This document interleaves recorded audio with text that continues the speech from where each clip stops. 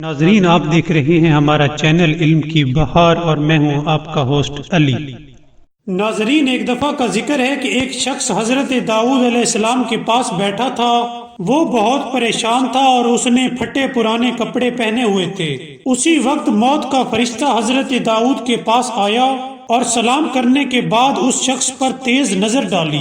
حضرت نے موت کے فرشتے سے اس کی وجہ پوچھی۔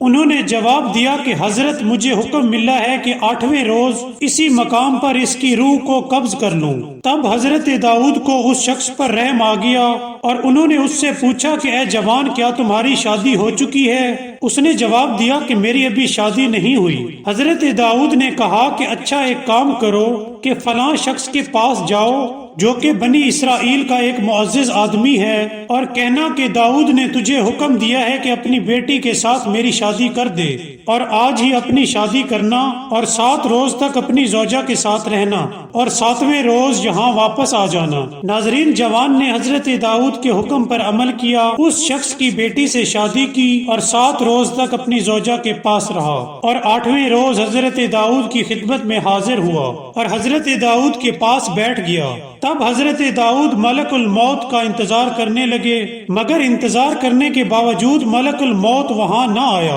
حضرت داؤد نے لڑکے کو کہا کہ تم چلے جاؤ اور اگلے روز دوبارہ واپس آنا۔ ناظرین، اگلے روز بھی موت کا فرشتہ ان کے پاس نہ آیا، مگر 10ویں روز جب وہ جوان حضرت داؤد کے پاس آیا تو موت کا فرشتہ بھی وہاں موجود تھا۔ حضرت داؤد نے پوچھا، ملک الموت، کیا وجہ ہے کہ تم نے اپنے وعدے کے مطابق اس کی روح کو قبض نہیں کیا؟ موت کے فرشتے نے جواب دیا کہ اے داؤد، شادی کرنے کی وجہ سے اس جوان پر اللہ تعالیٰ نے اپنی رحمت نازل کی اور اس کی عمر 30 سال مزید بڑھا دی، اور یوں شادی کرنے کی وجہ سے اس کی عمر میں اضافہ کر دیا گیا ہے، اور یہی وجہ ہے کہ میں اس کی روح کو قبض کرنے کے لیے نہیں آیا تھا۔ ناظرین، اگر آپ کو ہماری ویڈیو پسند آئی ہو تو سبسکرائب کرنا مت بھولیے گا۔ Thank you.